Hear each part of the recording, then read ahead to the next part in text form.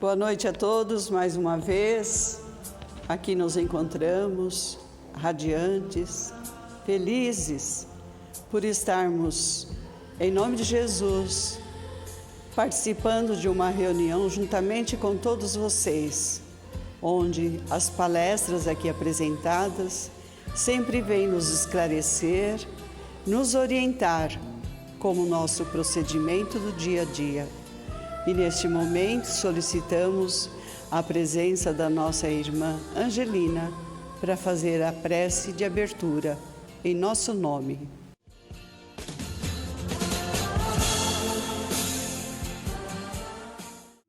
Então, neste momento, vamos unir os nossos corações, os nossos sentimentos e elevar a nossa prece até Deus, nosso Pai.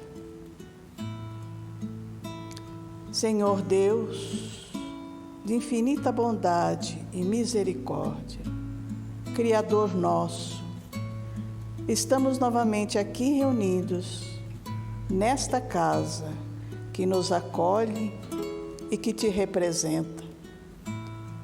Te buscamos, Senhor, como quem busca os braços amorosos de uma mãe, ou como quem busca a força e a proteção de um pai terrestres, quando ainda estamos em nosso período infantil.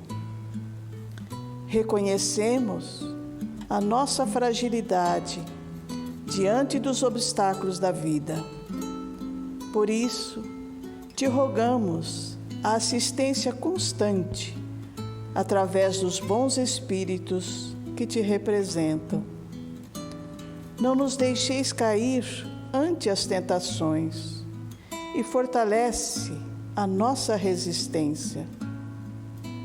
Refletindo sobre os ensinamentos deixados por vosso mensageiro mais perfeito na terra, nosso Mestre Jesus, que possamos sentir a força e a coragem do Cristo em nós.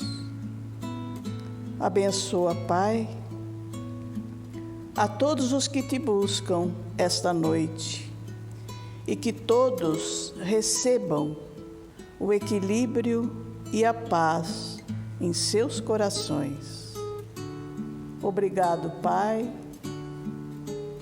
e acompanha-nos sempre, orientando-nos, através dos bons espíritos, o melhor caminho a seguir em nossa vida para chegarmos mais rapidamente ao teu convívio.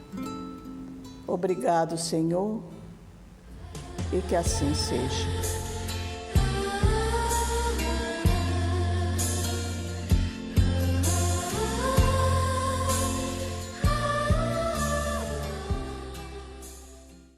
E continuando então a nossa reunião dessa noite, nós vamos trazer a palestra gravada em vídeo, enviada pelo nosso irmão Flávio Daniel, dando continuidade ao tema solicitado desde o início das nossas reuniões, as bem-aventuranças, e ele irá falar então sobre a 10ª bem-aventurança, 10º capítulo, Bem-aventurados que são misericordiosos.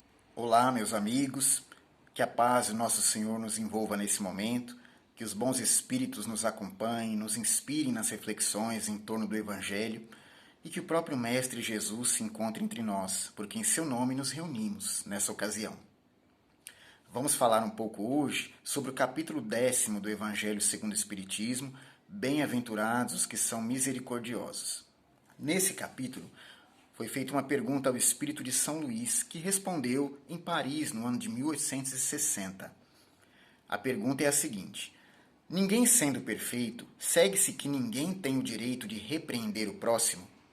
Então vejamos que a repreensão às atitudes do próximo está ligada à nossa compreensão da vida, aos valores que carregamos, aos princípios que esposamos e defendemos. E quando verificamos que há conflito entre esses valores e os que o próximo manifesta, achamos-nos por vezes no direito de repreendê-lo. é aí que entra o esclarecimento de São Luís. Seguramente não, uma vez que cada um de vós deve trabalhar para o progresso de todos e, sobretudo, daqueles cuja tutela vos está confiada. Então é preciso compreender o porquê que não nos é dado o direito de repreender o próximo. A repreensão, no atual estágio evolutivo em que nós nos encontramos, ela manifesta muito mais cobrança do que vontade de que o próximo encontre o caminho correto a seguir. Vontade de que ele se ilumine, de que ele se ajuste às leis divinas. Porque nós próprios ainda não estamos plenamente ajustados a ela. Então, o nosso olhar sobre as coisas sempre vai carregar um pouco de vaidade, de orgulho, de prepotência, de soberba. Então, se encontramos o viés correto em determinado aspecto da vida e já valorizamos, já seguimos, incorporando nos nossos atos, existem outros ainda pendentes que precisamos trabalhar. Então, se o próximo ainda manifesta atitude errônea, ilusória, fantasiosa com relação àquilo que nós já construímos dentro de nós, é preciso ofertar a ele compreensão, indulgência, misericórdia, como diz o capítulo. Por isso, São Luís diz que não nos cabe repreendê-lo, no sentido de cobrar e de julgar. E ele fala da responsabilidade que cada um carrega também diante do progresso de todos.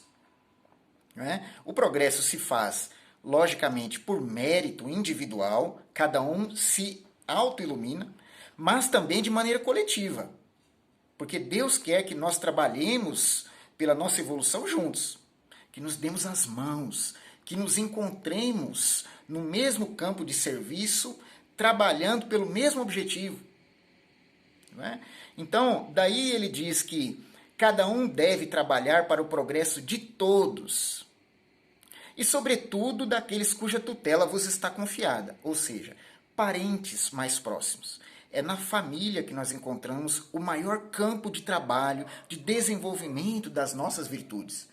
Porque na relação familiar está a chave para desenovelarmos os emaranhados, complicados de situações morais em que nos envolvemos no passado. Em outras palavras, são espíritos que já estiveram conosco, caminhando em situações por vezes complicadas e que carecem de restaurar a paz em si mesmos, renovando os sentimentos conosco. Então, familiares, sejam cônjuges, irmãos, filhos, representam oportunidades benditas de praticarmos a lei do amor.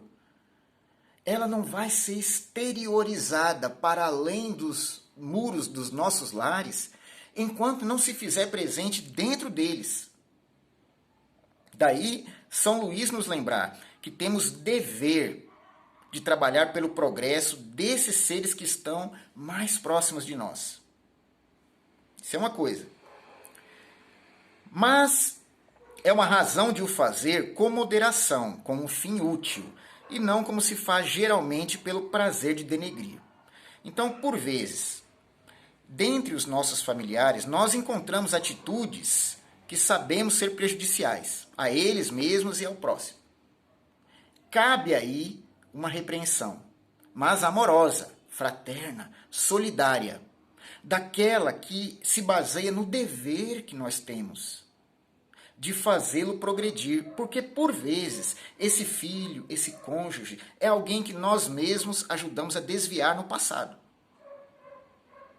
Com as nossas próprias tendências inferiores que trazemos hoje e que eram mais exacerbadas em outras épocas, nós podemos tê-lo desviado. Então a dificuldade que apresenta um parente hoje, atualmente, na nossa vida, pode ter sido alimentada por nós mesmos. Daí nasce o dever de colaborarmos para o progresso dele, para nos reabilitarmos diante da justiça divina, pagando com amor a multidão de pecados que outrora cometemos.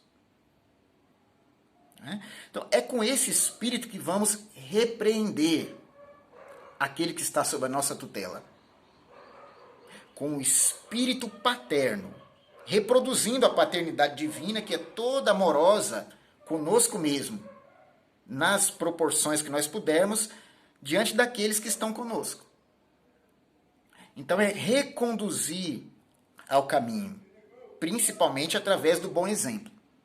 As palavras podem tocar o entendimento, mas se não vierem carregadas de vibração, não atingem o coração, né?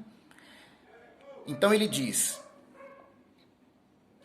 nesse último caso, a censura é uma maldade. No primeiro, é um dever que a caridade manda cumprir com todas as reservas possíveis. Então, quando que a censura é uma maldade? Quando se faz com a intenção de denegrir, que é aquele primeiro caso que citávamos, carregados de orgulho, de vaidade, sabendo que não tropeçamos mais naquele ponto, vemos o próximo tropeçar e o acusamos. Esse é um mecanismo muito sutil da alma culpada, que faz com que os holofotes do julgamento sejam dirigidos para o outro e automaticamente tirados de cima de si mesmo. Então, enquanto a falta do próximo estiver em evidência, as minhas faltas estarão escondidas. Eu posso ficar tranquilo, porque todos os olhares perquiridores estarão sendo dirigidos a ele.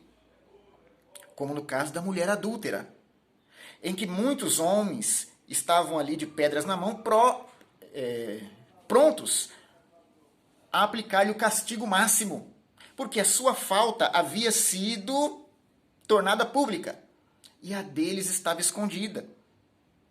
Jesus não ressaltou a falta de ninguém, nem a dela e nem a dos acusadores, apenas propôs uma reflexão. Quem estiver sem pecado pode começar a tirar pedra. Então, isso é um apelo profundo à consciência do ser.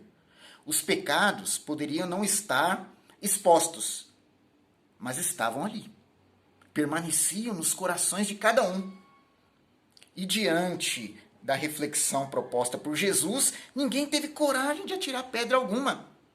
Seremos nós aqueles que continuam com pedras na mão para atirar no semelhante que porventura errou?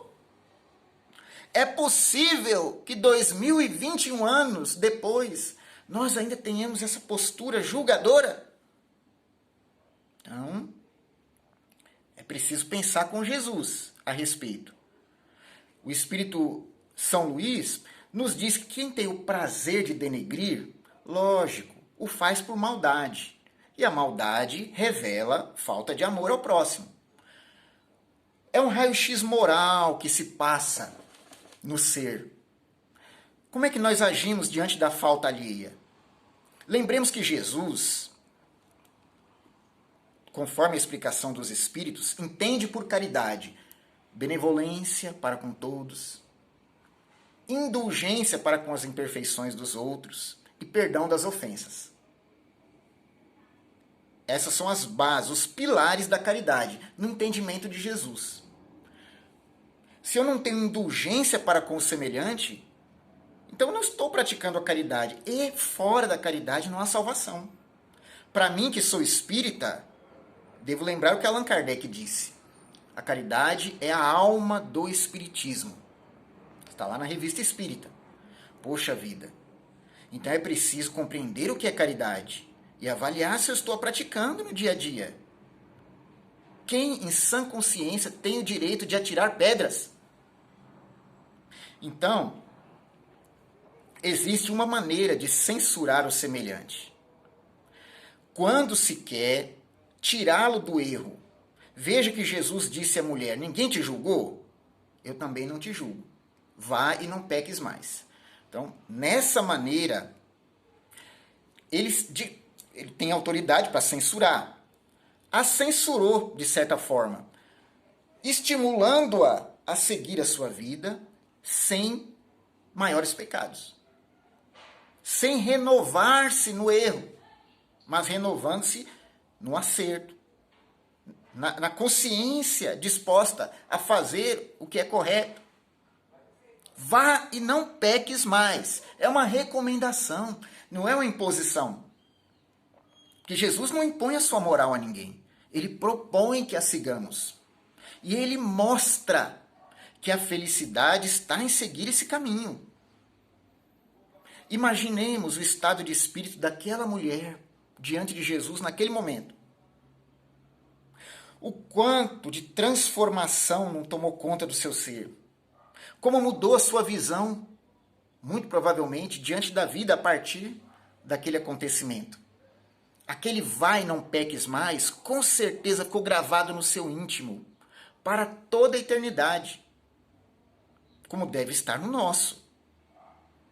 Não é porque ninguém nos pegou faltando com o dever que nós não vamos vasculhar a própria consciência e sermos rígidos conosco mesmo a respeito desse cumprimento.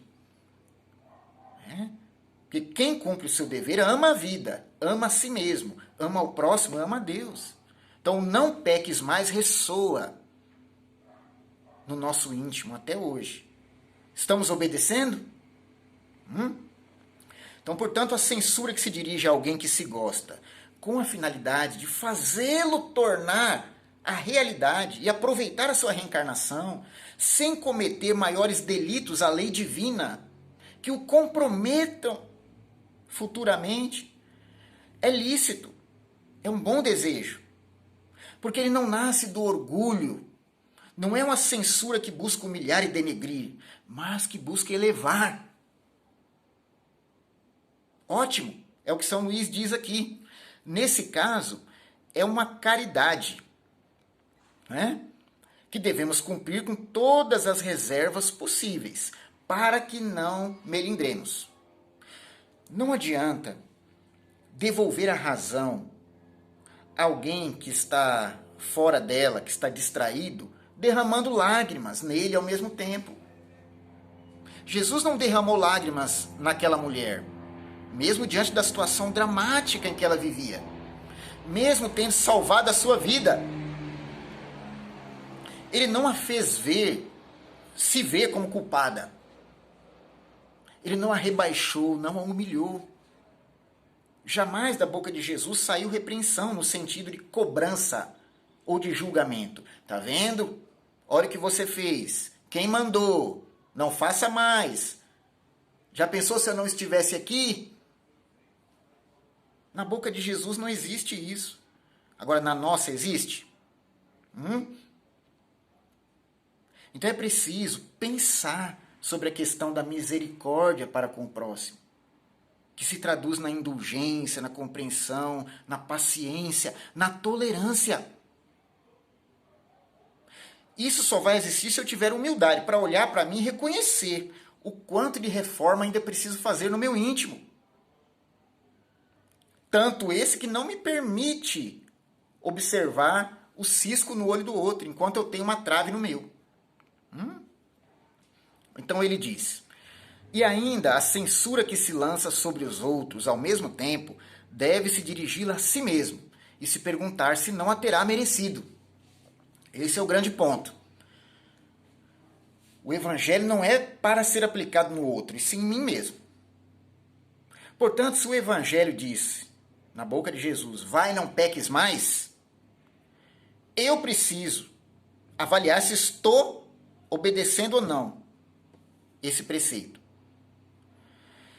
E antes de julgar o próximo, saber se eu não sou suscetível de cair na mesma armadilha moral que ele caiu. Porque por vezes a pessoa está bem intencionada, mas cai numa armadilha moral, em que ela não tem força suficiente dentro de si para resistir. Então todos nós estamos sujeitos a isso. Eu posso não ter cometido determinado erro que o próximo está cometendo. Porém, amanhã ou depois, se eu me distrair, por isso que devorar e vigiar, eu caio nesse mesmo erro. Normalmente é naquele que eu condeno. Eu me acho com a consciência tranquila porque nunca fiz nessa encarnação. Mas se eu julgo, eu posso saber que vou cair nessa prova mais adiante. Na mesma prova que ele caiu. Basta eu repreender com ares de cobrança não com a intenção de auxiliá-lo, mas de expor a sua chaga íntima, que essa mesma problemática vai me defrontar no futuro. É uma maneira que Deus tem de dizer, você também tem suas fragilidades, e por vezes elas são maiores do que a do próximo. Não julgue se ele cair, porque você cairia mais facilmente no mesmo erro. Então, meus amigos, vamos pensar sobre isso que São Luís nos disse e vamos tentar interiorizar essa questão tão importante para nós. Que a paz de nosso Senhor seja conosco. Agradecemos a todos que ouviram e rogamos a Jesus que nos abençoe e nos fortaleça na caminhada rumo à luz. Que assim seja. Fiquem com Deus.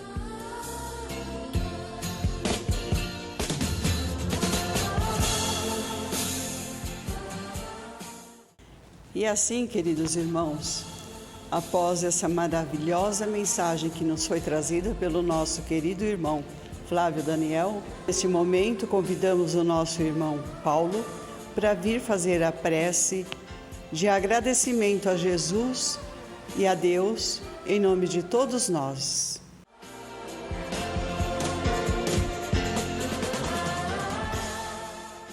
E então, queridos irmãos, convido a todos para, nesta canção que fala do aprendiz, que somos todos nós, que Deus nos ajude nesse aprendizado para nos tornarmos a cada dia melhores. Que Ele abençoe o nosso esforço, por pequenino que seja, para atingirmos os planos maiores. Pai celeste, Criador, fonte eterna de bondade,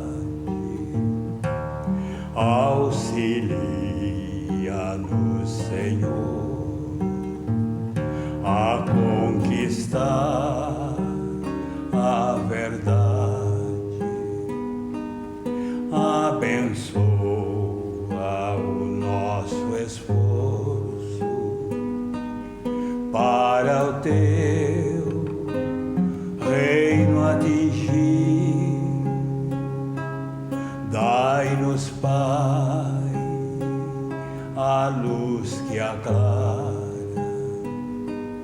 os caminhos do porvir. És a glória do universo, és a paz, a esperança, és a luz que não se apaga, és o amor que não se cansa. Dai-nos forças para sermos os arautos do teu amor, testemunhos verdadeiros do Evangelho Redentor. Dai-nos forças para sermos os arautos do teu amor, testemunhos verdadeiros do Evangelho Redentor. E que a paz que rogamos ao Pai se estenda sobre todas as criaturas que o buscam nesses momentos de grandes aflições com que foram atingidas. Que chegue aos leitos dos hospitais, levando a paz e espírito aos que jazem prostrados pelas enfermidades do momento. que percorra também os lares paupérrimos, onde o alimento é escasso e a fome é tamanha. Que visite nossos lares, levando-nos a paz e nos dê os recursos para mantê-la dentro de nós. Que assim seja, Senhor, que a tua paz, que a paz de Jesus desça sobre todos nós. Que assim seja.